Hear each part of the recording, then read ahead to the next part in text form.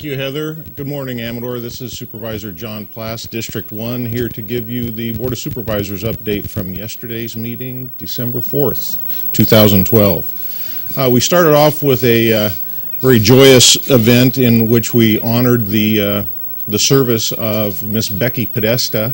Becky has been an employee of Amador County for, I believe, 33 years. She has served in both the auditor's office and the assessor's office. Wife of Butch Podesta here locally in the Jackson Clinton Road area, and also is looking forward to spending a lot of time with a couple grandbabies she wishes to spoil a little more, and doing some quilting and so forth. So Becky was honored with quite an attendance of fellow county employees to say goodbye and congratulations on her retirement. That was the first item of our board meeting yesterday. Next up came an appeal refund discussion. Mr. Eldon Waite had filed an appeal on a planning commission decision some time back, and that typically requires that you pay a fee to file an appeal. Mr. Waite had brought additional information to the attention of both the county and the city of Plymouth regarding the ownership of the Arroyo ditch that runs through the Plymouth area and out through the Latrobe area. And as a result, the board agreed to reverse the decision of the Planning Commission or request that Mr. Eldon Waite and the applicant of Serafina Wineries out there work out an agreement with the City of Plymouth, who actually is the owner of that ditch and water conveyance system. So the board agreed to refund Mr. Waite's appeal fee in respect for the information that he brought forward and the fact that we did choose to agree with his position on the matter. So that was second up. Next, we came up with a discussion for funding for APAL and their low-income spay and neuter program.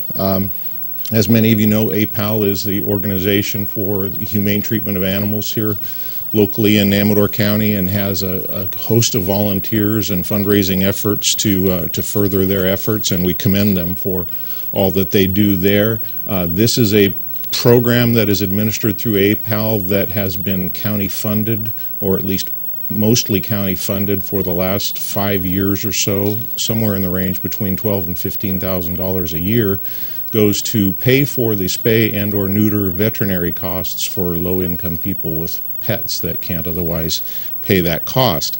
The discussion back in May when we were discussing the budget was surrounded whether this was in fact a county function or a taxpayer expectation to fund a program like this, and that discussion continued into yesterday's hearing. It was originally budgeted for $5,000 contribution to this spay and neuter program in this year's budget due to our very constrained finances.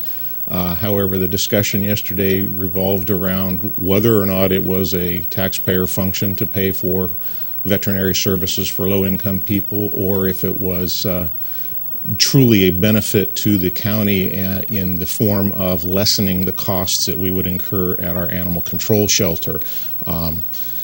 I was on the losing end of that discussion, and the board agreed on a 4-to-1 vote to finance APAL double the amount that was budgeted in May to a total amount of $10,000 for that low-income spay-neuter program. Next, we heard a discussion regarding our Veteran Services Officer. He is retiring. Mr. Floyd Martin, after a number of years with Amador County, is retiring. Supervisor Novelli and Forster are appointed to a committee to screen and interview the applicants for that position. We do wish to refill that position in honor of the service of our veterans here in Amador County, and we will be advertising for and hiring that position soon. Next was a discussion of the Measure M funds. As you recall, Measure M is the additional sales tax measure that funds our paid firefighters here in Amador County. Simple discussion about the formula that has been established in years past and the distribution of those funds. So it just requires more of a ministerial action on the part of the Board of Supervisors to authorize the distribution of the funds for 2012.